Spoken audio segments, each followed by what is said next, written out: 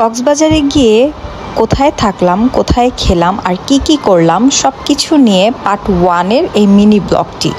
আসসালামু আলাইকুম এভরিওয়ান। ফার্স্টে আমি কাউন্টারে চলে আসার পর যেহেতু একটু লেট হচ্ছিল তাই আমি আর সীমান্ত ভাবলাম একটু ভিডিও করে নেই, যেহেতু ব্লগ বানাবো তাই একটু ভিডিও করে নিচ্ছিলাম ওর সাথে। অ্যান্ড ভিডিও করতে করতেই আসলে আমাদের বাস চলে আসে। দেন আমাদের বাসটি চলে আসে, আমরা সেন্ট মার্টিন পরিবহনে নিয়েছিলাম। অ্যান্ড আমি অলওয়েজ আমার লাগেজ নিয়ে একটু কেয়ারিং থাকি, তো আমি তার সাথে সেটাই বলছিলাম যে আমার লাগেজটা ভালোভাবে রাখার জন্য সব কিছু ঠিকঠাকভাবে আছে কিনা সেটা তাকে বুঝিয়ে দিচ্ছিলাম। অ্যান্ড এর ফাঁকে আসলে সকাল হয়ে গেছে, আমাদের বাসটা অনেক লেটও করে পৌঁছিয়েছে। অ্যান্ড আমি একটু ফার্স্ট্রেট ছিলাম কারণ কুমিল্লায় আমরা যে খিচুড়ি খেয়েছি বা সেগুলোর কোনো ভিডিও শ্যুট আমি নিতে পারি নাই, এটাই সীমান্তের সাথে বলতেছিলাম। এই তো আমরা কক্সবাজারে পৌঁছে গেছি। কক্সবাজারে পৌঁছে যাওয়ার সাথে সাথে একটা অটো ভাড়া করে বলেছি মামা খুবই ক্ষুধা লেগেছে, সকালে নাস্তা খাবো, তো আমরা বলে আমাদেরকে একটা হোটেলে নিয়ে যান। অ্যান্ড দেন আমি কি বলি, আমি এখন ভাত খাবো, ভাত ভাজি আর ডাল।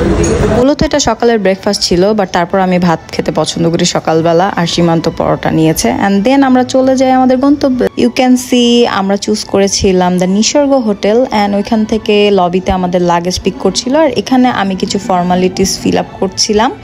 অ্যান্ড এখানকার সব কিছু সার্ভিস কেমন ছিল আমি আস্তে আস্তে সব জানাবো। আমি তো রুমের এন্ট্রি নিচ্ছিলাম, যেখানে আসলে সীমান্ত সিনেমেট্রিকে ভিডিও অন করার কারণে আমার এখানে রেজুলেশনটা খুব খারাপ আসছে। সামনেই একটা লবি রুম ছিল, অ্যান্ড দেন এটা হলো বেডরুম ছিল ওদের। আমরা ওদের রুম নিয়েছিলাম হলো সাইড ভিউ সি বিচ। মূলত নিসর্গতে সাইড ভিউ সি বিচ ছাড়া ফ্রন্ট ভিউ সি বিচ নিতে হলে সেখানে ফ্যামিলি প্যাকেজ নিতে হয়। কাপল রুমের জন্য ওদের মূলত ওই অফারটা থাকে না, তো এর জন্যই আমি এটা চুজ করি।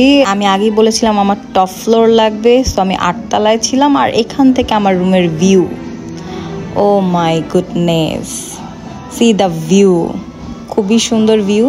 আমি ভুলে গিয়েছিলাম আসলে ওদের ওয়াশরুমটা দেখানোর জন্য। আমি ছোট করে একটা ভিডিও করে রেখেছিলাম ওয়াশরুমের, যেখানে ওদের হেয়ার ড্রাই মেশিন থেকে মানে মোটামুটি ওয়াশরুমটা ঠিক ছিল, বাট আমি রেকমেন্ড করবো ওদের ওয়াশরুমটা একটু বড় হলে মনে হয় বেটার হতো। অ্যান্ড কমপ্লিমেন্টারি হিসাবে টিয়ের ব্যবস্থা ছিল, পানি ছিল। অ্যান্ড দেন এর ফাঁকে আমি ড্রেস চেঞ্জ করে অ্যাকচুয়ালি বারান্দায় বসে ভিউটা একটু এনজয় করছিলাম। ওয়েদারটা খুবই সুন্দর থাকার কারণে মূলত আমরা ডিসাইড করি যে আমরা নিচে গিয়ে একটু সি ভিউ দেখে আসি। কলাতলি, সুগন্ধা বিচ এগুলো থেকে আসলে এইটা একটু দূরে। অন্যান্য বিচগুলোতে যেতে হলে মূলত 100 থেকে 50 টাকা ভাড়া দিয়ে যেতে হবে।